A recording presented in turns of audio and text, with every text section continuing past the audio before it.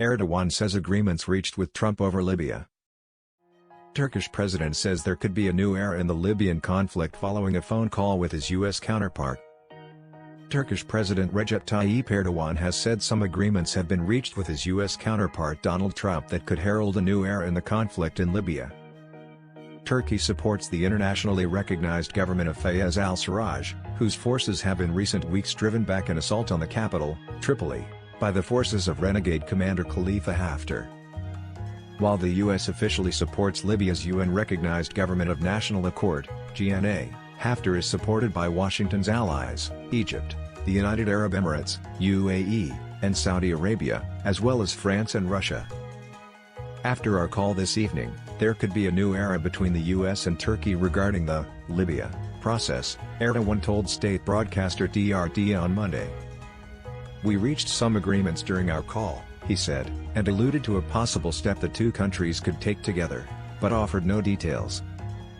A White House statement said Trump and Erdogan discussed the war in the North African country, as well as Syria and the wider Eastern Mediterranean region, but gave no details. Turkey's support for the GNA has helped shift the balance in the country, helping the Tripoli-based forces score a string of military victories in the country's west and around Tripoli, inflicting a heavy blow to Haftar's year-long campaign to capture the capital. Last week, GNA forces also recaptured Tripoli's airport, gaining the upper hand against Haftar's self-styled Libyan National Army, LNA, based in the country's east, the seat of the rival administration.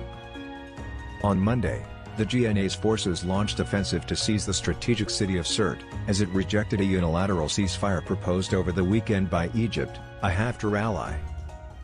Egypt had called for a ceasefire starting Monday, as part of an initiative which also proposed an elected leadership council for Libya. Haftar's other supporters, Russia and the UAE, welcomed the proposal.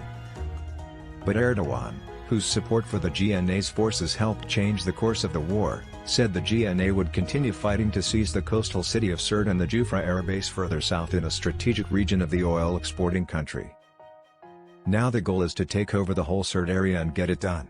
These are areas with the oil wells, these are of great importance, the Turkish president said. Erdogan said he would also discuss Moscow's role in Libya with President Vladimir Putin, including what he said was the supply of Russian planes and Panzer air defenses to Haftar's forces. They have Panzers there, they sent 19 warplanes to Libya, Erdogan said. They have Panzers there, they sent 19 warplanes to Libya. Meanwhile, on Tuesday, Libya's National Oil Corporation, NOC, said an armed force had entered the Sharara oil field and told employees to shut the oil field, hours after maintenance operations started. The NOC added in a statement that it had told employees not to obey the order regarding field operations. The statement did not specify which group the armed force belonged to. The Hamada pipeline running from Libya's Sharara oil field has been reopened, the petroleum facility's guards said in a short statement on Friday, after it was closed during a blockade on oil exports.